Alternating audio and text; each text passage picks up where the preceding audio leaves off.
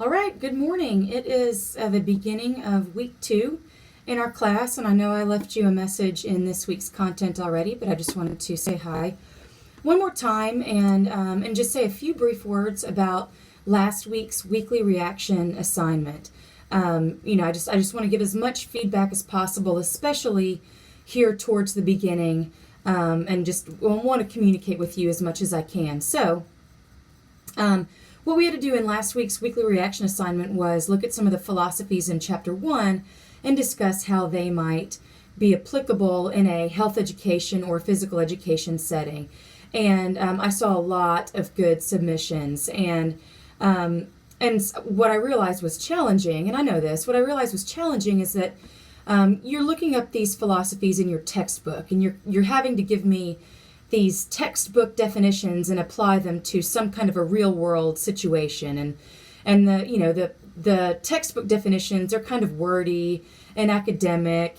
And, I'm asking you to kind of make that bridge between that academic, dry textbook definition and then what it means in real life. So you did a great job of doing that. So a great job of taking that theory, simplifying it, boiling it down to a way that you can use in a health education or physical education setting. And some examples that I saw, and I saw these over and over again, and I thought that they were really good in just making it simple and very real. So some of those were, for example, existentialism. I saw a lot of you use existentialism kind of in the idea that people experience the world through their own excuse me, I have a summer cold, so that's kind of thrilling. So existentialism is the idea that people experience the world through their own individual perspectives. The world looks to me a certain way, and it may look to you a totally different way. So we each have our own individual experiences. No two people experience the world exactly the same. And so when we talk about health education and physical education, that's something that we can keep in perspective. I can tell somebody what to do to be healthy or physically fit, but it doesn't mean they're seeing it the same way that I am. They're having a different experience with it. And that's what that's one way that we can apply existentialism, maybe taking into account other perspectives or meeting somebody halfway, towards their perspective and not necessarily just assuming that their perspective looks like my perspective. So I saw some ideas related to using existentialism in that way as a health educator or a physical educator. And then another one that I saw over and over that I thought was really relevant was the idea of using realism. So in realism, a lot of you said that realism can be interpreted to mean that people have choices. And choice is a big part of what we do as physical educators and health educators. We help people make good choices, and maybe choices turn into habits. But ultimately, choice is a factor based on what's going on in the individual's life.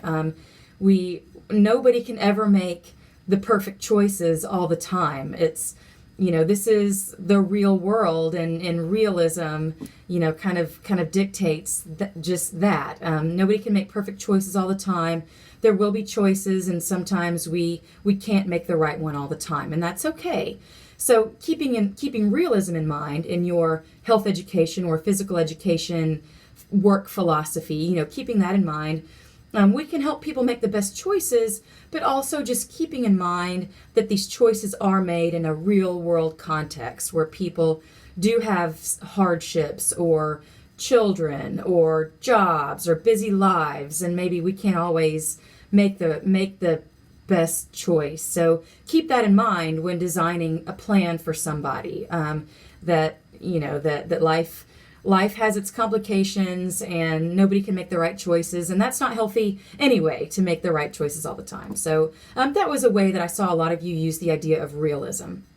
So in that assignment, that's really what I'm looking for is kind of taking those philosophies, boiling them down and making them simple based on a few of the ideas that caught when you were reading through those definitions. And this week, I'm asking you to go further, to get additional kind of definitions and real world applications outside of the textbook.